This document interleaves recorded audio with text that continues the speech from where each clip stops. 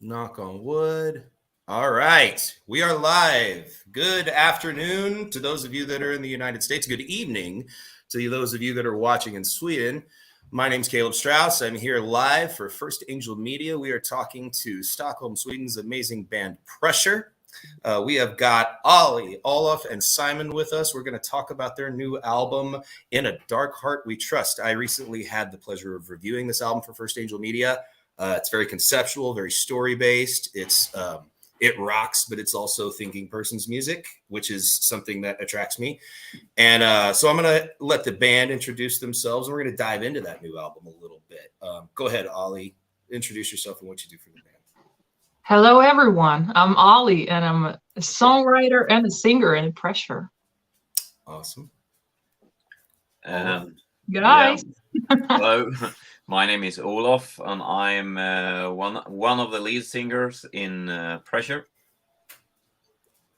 Yeah. And Simon. Yeah, I do the rest. Simon's the riffmeister, the musical genius. Yes, so thank you so much for being here. We wanted to do this interview a little earlier, but a lot of life happened. But really glad to have you guys now. Congratulations on a fantastic release.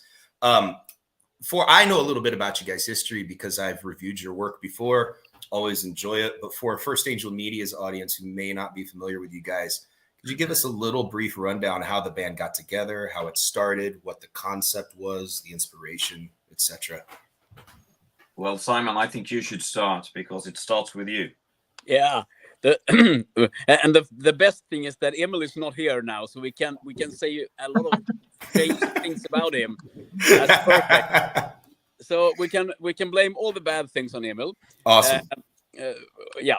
The thing is, it's actually started with me and Emil. I'm working as a guitar teacher when I'm not out with these strange guys. Well, Emil actually were my guitar student. So yeah, we met through that. He has got a tip about me, and he went to a class for me. So I gave him some lessons, and he was a really nice guy. We soon became friends, but I felt he was a bit stiff. He was a bit, he's an old jazz musician. He played saxophone and that kind of thing. And I think, I need to get this man to rock. So I invited him to one of my infamous barbecue parties where there is so much booze that you don't remember what you have done. And Good start. Yeah, I usually do this because that's where I get leverage on people. I love it.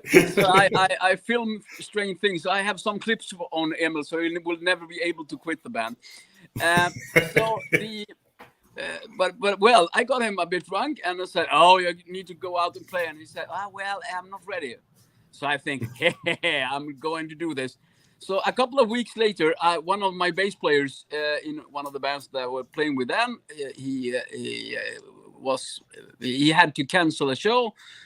Because he was going away or something, and I called Emil and said, well, now it's the time. You're going to play bass in this. And Emil said, "Simon, you know that I have never held a bass in my life." "Oh, well, it's not that hard. It's only 4 strings. You can play the guitar." So he moved into me for a couple of weeks, and we learned all that cover songs. It was around 60 songs. Lived with me for a couple of weeks. He hated me then. I don't know now. Then we did that gig, and then he joined the band as a rhythm guitarist, and we toured Sweden as a party cover band for almost 10 years. After that, we got so tired of that cover shit. Sorry, the language here, but well, so no, I started to rewrite everything, and I mean everything. I changed melodies. I changed everything into heavy metal, and I changed the lyrics. I changed the languages. I changed barely everything, and by that time, everyone except for Emil quit the band because I was so strange. So I had to sing in that band, and that we called ourselves the Crow Show, and I think that was depending on my voice, actually. So we started to think that, oh, we need a real singer here, because we wanted to go from covers and stuff like that and write our own stuff. Sure. And the rearranged stuff was a good stepping stone. So we started to do auditions, and we met so many strange singers, and we didn't like any of them. Well, perhaps we liked one or two, but not that much. But then in walked a very strange guy. And who was that, Olof? Well, I like how you put it. You met strange guys, you didn't like them, and then you met a very strange guys, and then you got Who them. was the right guy? Yeah. Yeah. The stranger, the better. You should never be normal. You know me. No. So the first batch wasn't strange enough. Exactly. Okay. All right. Yeah. Then they met me, and I was actually in for the cover. In that time, I wanted to do covers because I had just had a pause from music, having two small children at home, and they got a little bit older then. They were still small, but not that small. So I said, all right, it's time to go start playing music again and go out and have some gigs. And I thought cover could be a really good thing. I met these guys, and when I came home from the audition, my wife asked me, well, how did it go? And I said, I can't answer you today because it was so strange. So I have to sleep on it to know what happened. Because like Simon said, they have rewritten everything, so you kind of knew the song, but not know, because they translated all the lyrics to Swedish, and they didn't translate it. They rewrote the whole story of the songs. So if it was a song about love, it could be a song about computers. Yep. Okay. All right. But I liked the guys, and I liked what they could do with the music. So I thought to myself, well, this could be one of the best thing or one of the worst things that I could actually try. So, well, you would regret if you don't try something, if it's even a little slightest possibility that it could be one of the best things. So I jumped on the train, or I told them that I want to jump on the train, and they say, we have to think about it. And they did. Yeah. And now you are regretting this from that day on. No.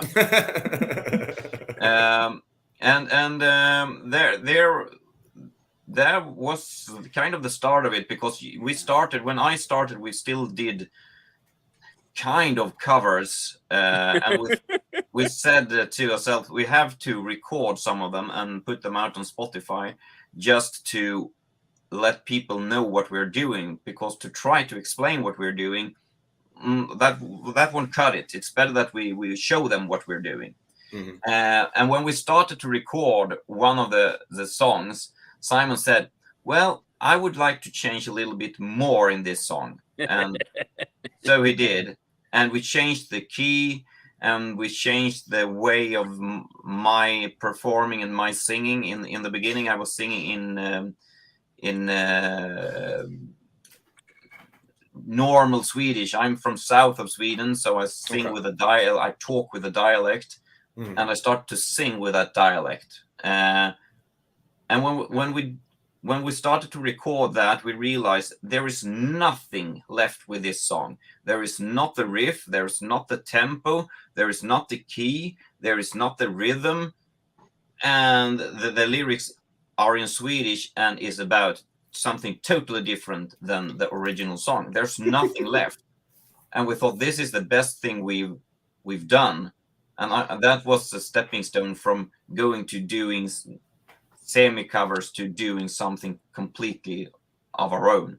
Yeah. And I mean, after that, I actually I had a lot of materials that I've written, but I never dared to play that for anyone else.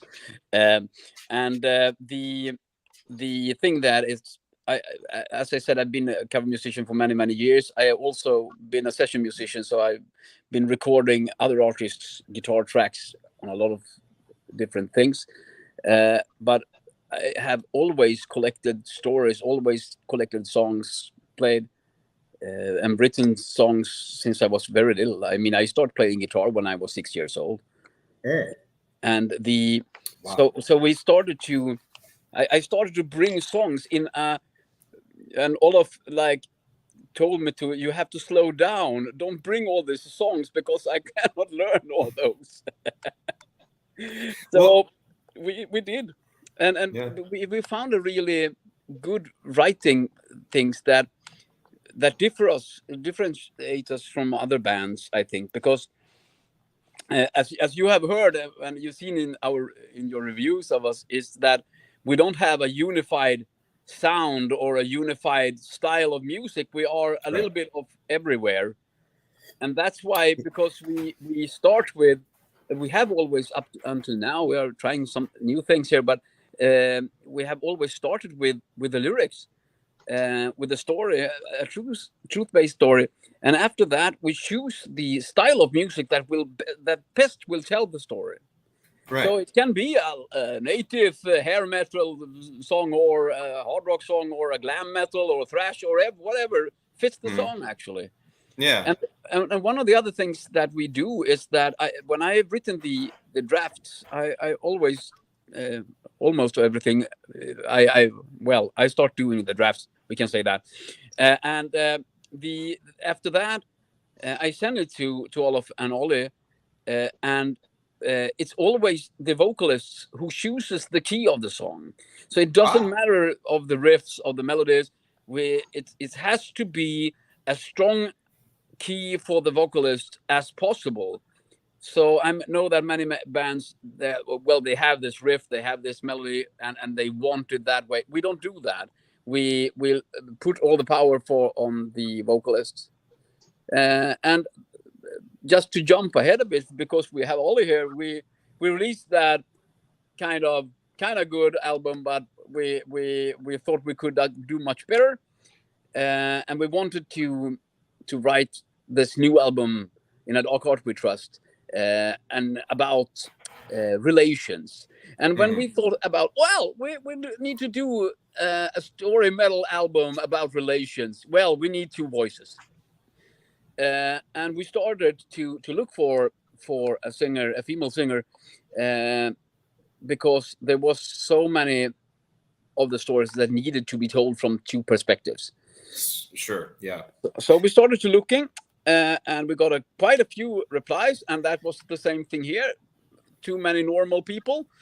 And then after the world's longest audition, we chose the most strangest and the most intimidating person around, and that was Ollie.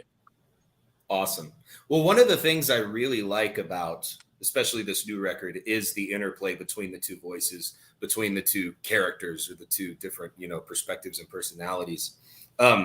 What really fascinates me about your music in general is how, like you said, you start with the story and then you almost kind of like, see, I come from theater and film. So it's interesting to me because the way that you guys work is almost like scoring a film, where the story is there and then the music, you kind of have the world building aspect, and then the music is there to frame the story being told. Yes. And I love concept albums. Some of my favorite albums are concept albums. I love story-based songwriting, which is, I don't know if it's this way in Sweden, but in the US, that can be hard to sell now because our industry over here is very much based on like kind of just pumping out a single once a month to keep up with the algorithm.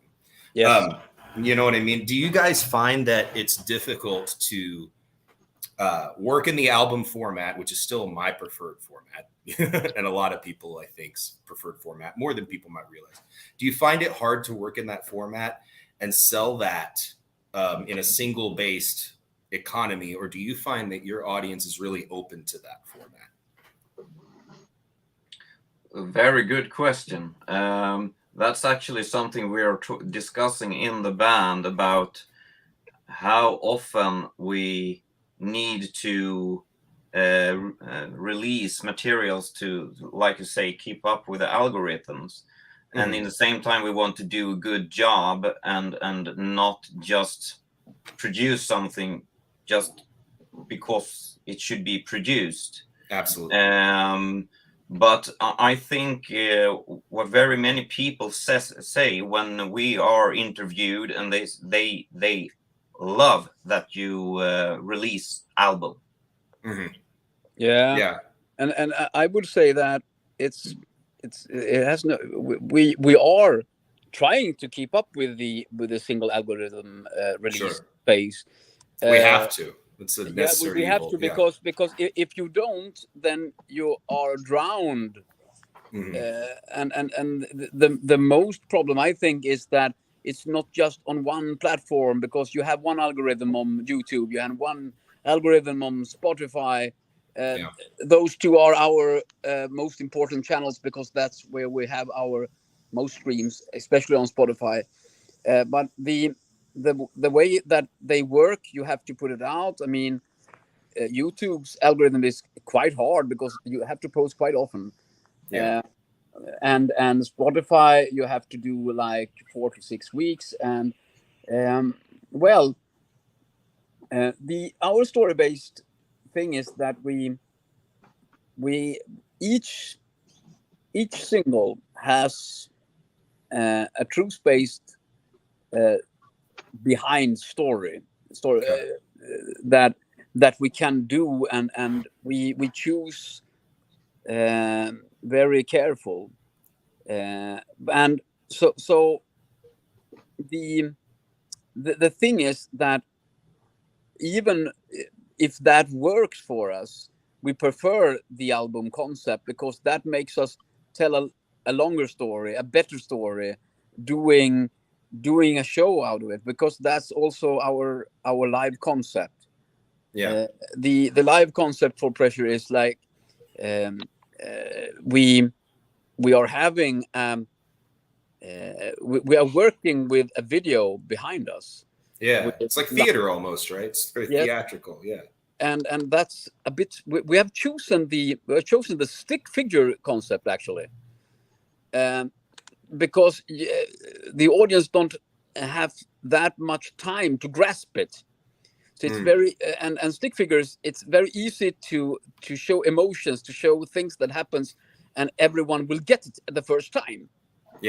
So we show stick figures of the important stuff in the of the songs, on all our songs, when we do the live shows. And that's has been a good concept for us, because that makes us tell the story behind us, and it empowers the lyrics that we do. Because when people get it, that, oh, this is what they are singing about, they tend to listen more to the lyrics, and that's what we are wanting.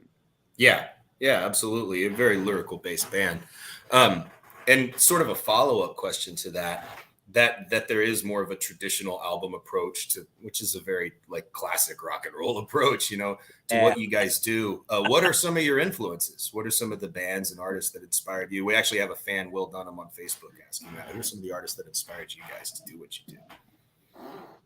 Well, I actually say, Ollie, let's start. You have been quiet for so long, so we want to see that you're all still alive. I was listening carefully.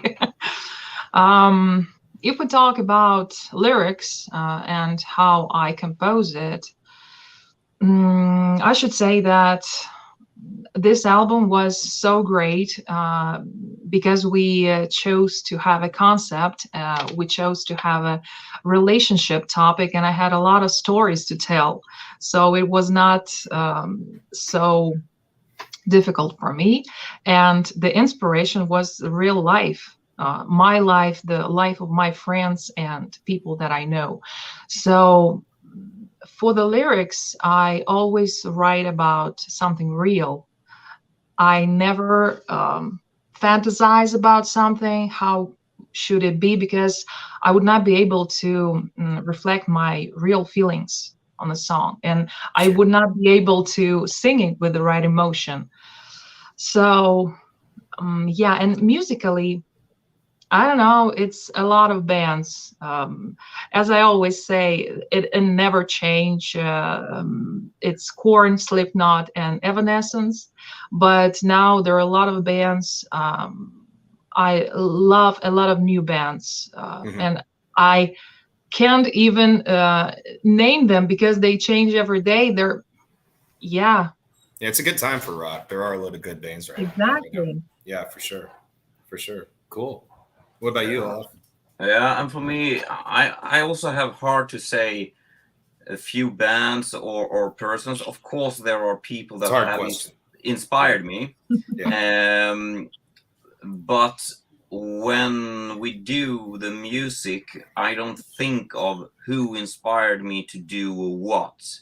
Okay. We want to do our thing, and some of the things we are doing, people have already done, because there are thousands and millions of people out there doing fantastic jobs. So I'm inspired of all the people that love what they are doing, and I listen to. One day I listen to Mozart, the next day I listen to Bon Jovi, and then I listen to Queen, then I listen to Sarah Brightman. It depends on what mood I'm in, and what I think. So I collect feelings and inspirations from everywhere, and also from my band companions over here. I think we are the greatest inspirations for each other, because I mean, Ollie and Simon and Ollie are writing the material that we start with, but it's not that I only take a lyric and then start singing it. We will change the melodies, we will change the key. If I should tell a story, I kind of interview Simon when he's written the lyrics, and ask him, what is it that you really mean? Can I change this? Can I change that? And most often he says yes, and sometimes he says no. And we find a way to work with it. What happens if we do like this? What happens if we do like that? So we give each other inspiration as well, really much. So I would say the biggest inspiration when we're working with our own music is each other. That's a great answer. Yeah. How about you, Simon? I would like to say that I have. It's such a great questions. Actually, I love this question, because I give so strange answers, as I'm a strange person. The thing is that when I usually get the question, what are your inspiration for your songs, I would say which song, because I have different inspirations for all the music that I write. If you take examples, for if you listen to the song Barbed Wire Love, it's kind of a hair metal vibe, Mötley Crüe vibe to it. And if you listen to, like, Did You Really Know My Name, you go more towards Scorpions or something like that, and all in between. So I listen to good music. I let everything speak to me. I'm also listening to a lot of different music, and I have been playing so many different kind of music in my life. So I'm not. I cannot say that one or two. I can say, if you want me to drop names, I can sit here for an hour and just drop names. So I won't do that. No one mentioned, no one forgotten.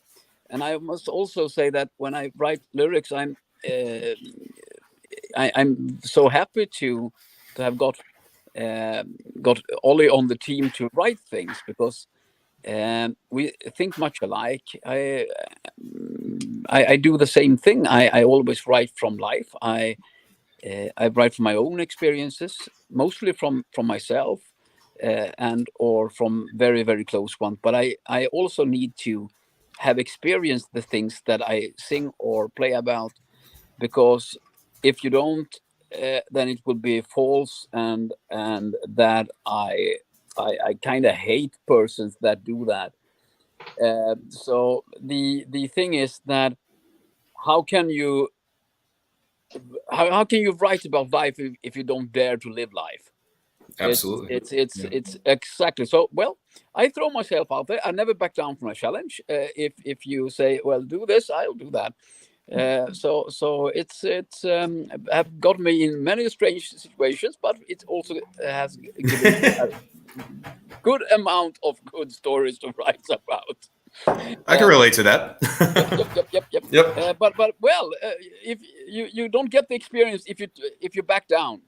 Yeah. And you will never hear me say, "Oh well, if I just dare to do that." I would say, "Okay, I'll try anything once or twice or maybe 3 times." Well, that's true. I mean, like, you know, the older you get, the more you realize the regrets you have are the things you didn't do, not necessarily things you did do. You know, or the things you wanted. Just go ahead. Yeah. So always. Completely agree. Completely agree. Will, thanks you for the answer, and thank you, Will, for the question. Will also wants to know, Simon, have you heard the new Scorpions release? I didn't even know they had a new release. Yeah. I have. Have you? And I'm not really sure. I think it's kind of they are stuck in their old tracks. Yeah. Okay. I think they are thinking like, don't fix it if it ain't broken. Yeah. But I think that they are so good and talented musicians, so they could have done much more actually. Yeah. Yeah, I think that, and that's one thing I must say. I say it's like I think many of my guitar colleagues are very lazy, and especially the more touring guitar stars, because what do they do? Well, they play the same solos all night, every night, same thing, same thing, same thing. And I think that's lazy. I think that's, I mean, when I go to a live show, I want to see passion. I want to see what they are feeling right now. And if they play the same solo as they have done for 20 years, well, I know that they are thinking about, oh, I wonder what kind of boost they have backstage.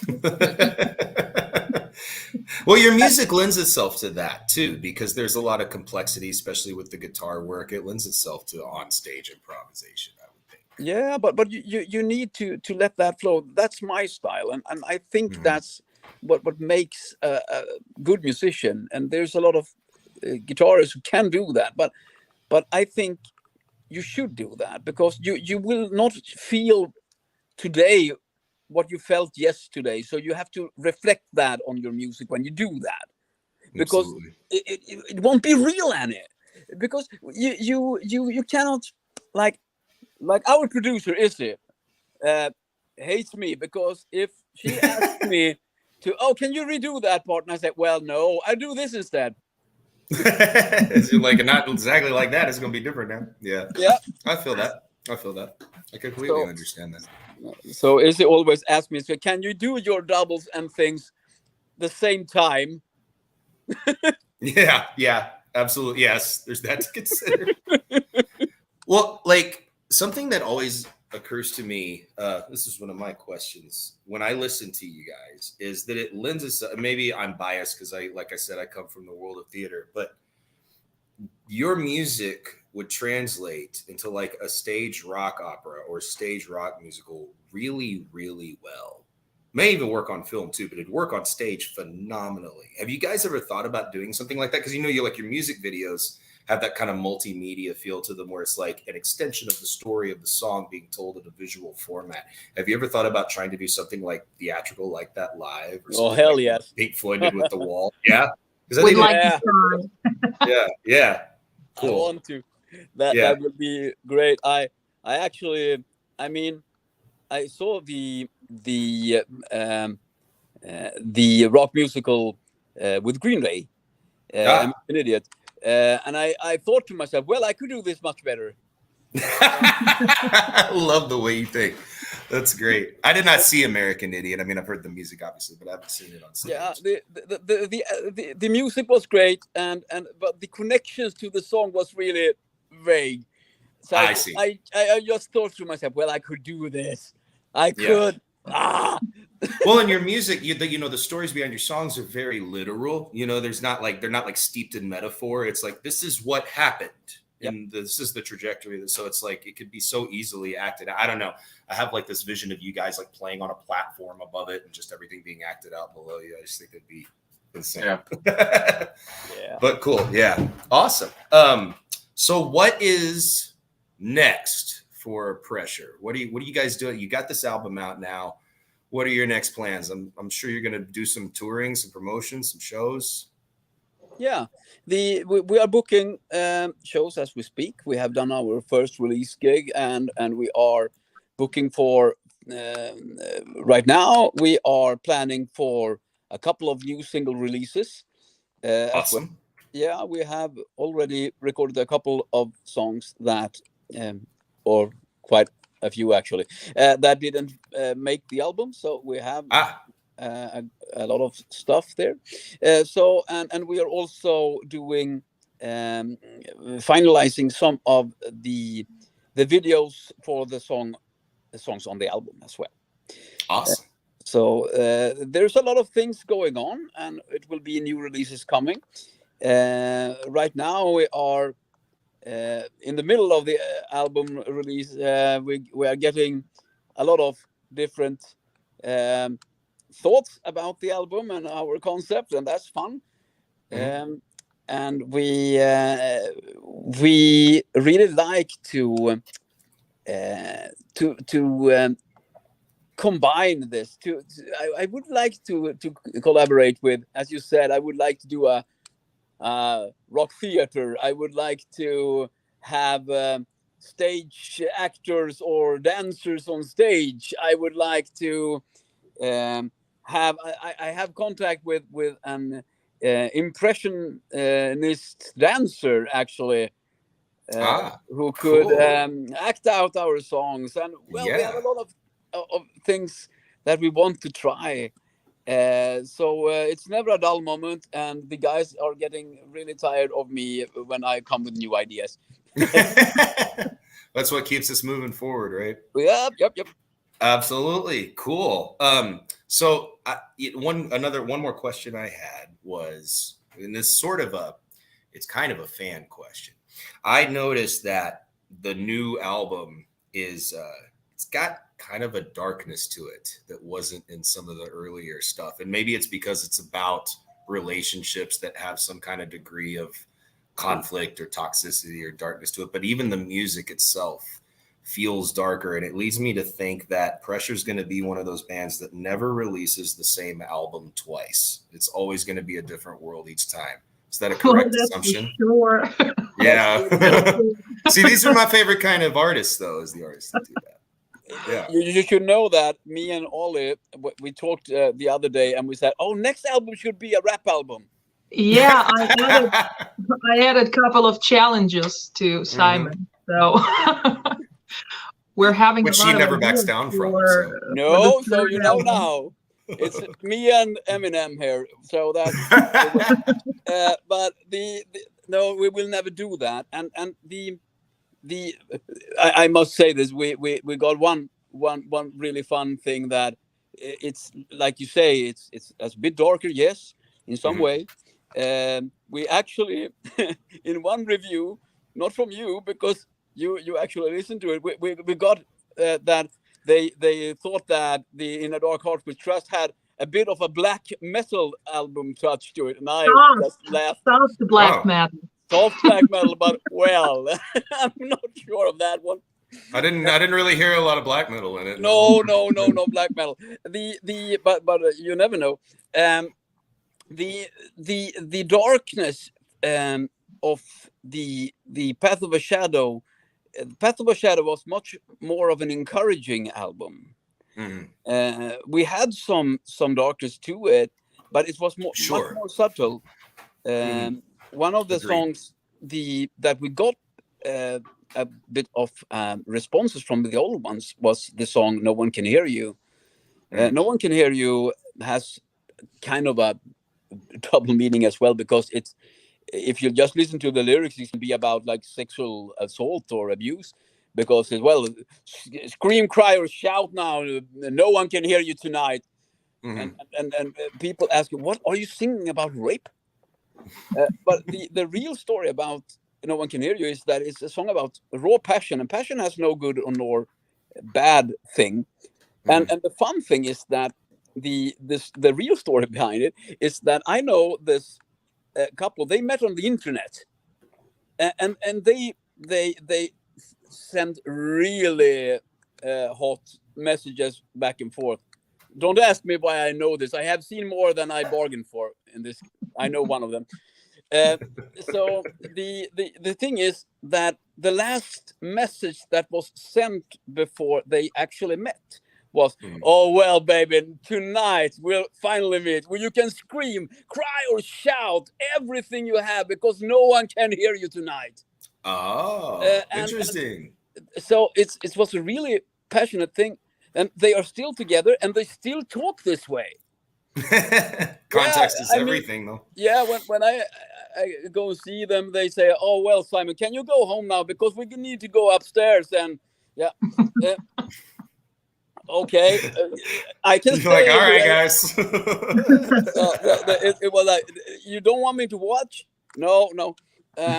Okay, so so you wrote a song for him. There you go. Yeah, he did. The second song, Just Undress. Oh, okay. Yeah. That's awesome. That answered another one of my questions, was like how metaphorical or how literal are some of these stories that you tell. But I mean, the stories have always a true base, and mostly are kind of direct or has a direct connection, but it can be a connection that has a subtle or a more direct thing into it. Yeah. But it always has this true connection, and people who we've written about almost always know this, but not all the time. It's a fun thing that you mentioned Just Undress, because Barbed Wire Love and Just Undress, they stick together. They are about the same girl and the same couple. And the Barbed Wire Love is from the male's perspective. He thinks that the wives are not as wild and crazy when they met, and he wants to be young again and be wild, have a girl that dresses in all that kind of things. And Just Undress means that from the female perspective, she sees that he's a real slob and very just go home and drinks and never gives her any attention. And both of them are looking for at a girl next door, actually. Yeah. And the fun thing here is that I know this couple. These couple exist, and they don't know about this, that the song is about them. Oh man. And that's juicy. they actually still watches this girl. Wow. So yep. It's cool. It's very literal, that story. Now I'm gonna go back and listen to the album again, knowing that story, because I remember those were the two singles I reviewed before the album came out. Yeah, like, this is interesting. Like, I wonder how true this is, because the two different perspectives I felt like was really kind of important, because that's where, like, the album's about relationships, and that's where relationships breaks down when the two perspectives can't meet. So that was really fascinating. Awesome, guys. Is there anything else that you want our fan base to know, your fan base to know? Anything else you want to say at all before I let you go continue to kick ass in the name of rock and roll? I would like to say that we are very proud and honored for everyone that listens to us and everyone that get affected by our music. And we love to hear the stories of what our music means to them. We get that sometimes in the mail or in a messenger or something. We love that.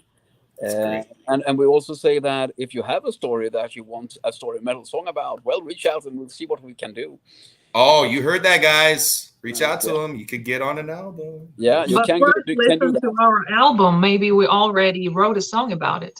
That's true. Perhaps That's we did. True. Because this new album covers a lot of different scenarios. Yeah. So. Yeah. And the final thing that I would like to say is that all you guys out there, remember to support your local bands. Now, after the strange and damn pandemic things, and when clubs tries to reopen, restaurants try to take in live bands again, venues start to look for acts. Well, when everyone books a local show, go there, support your local bands, because that's the base of rock and roll. And because when you go to the local bands, you often get an even more real show, because the local bands don't have the $1 million equipment. They have their amps, they have their energy, and you will feel it, and nothing can really compare to that feeling. I love to go see my fellow bands out there. It's the best way is really close to the stage, so you can smell and feel it. Well, sweat flying in your face. Yes, yeah, sir. I love that. Yeah. It's rock. Yes, so I love it. Support your local bands, and Pressure, of course. But agreed. No matter where you live. Olaf, anything from you, sir? I think Simon covered kind of all of it. So I say stay safe out there and enjoy. I echo that. How about you, Ollie? I would only say to stay metal and listen to story metal. Yes, it'll rock your face and make you think. I do have one other question from a fan in the comments on Facebook. This is kind of an interesting one, but we're going to completely switch gears from what I've been asking. Brilliant. Okay, you're in a band. You're in a touring band. You've toured at a lot of different places. What is the best pizza you've ever had, either on the road, at a venue, on the way home? You could narrow it down. I can answer that. Yeah. And you won't like the answer. Okay. Hit me. I run a bakery and we do pizzas, and we do them kind of in the Napolitan style. Yeah. And I think we have the best pizza. Sorry, but I actually do. That's okay. It's completely okay. I love the confidence behind that answer. The thing is that he's right. You agree? That's that's the worst thing, because he gets so cocky. But it's so good. He has brought some pizzas to us on rehearsals, and we kind of almost forget to play because we just sit there. Munch pizza. This is really good. And the worst thing is that his bakery do a lot of sweet stuff as well.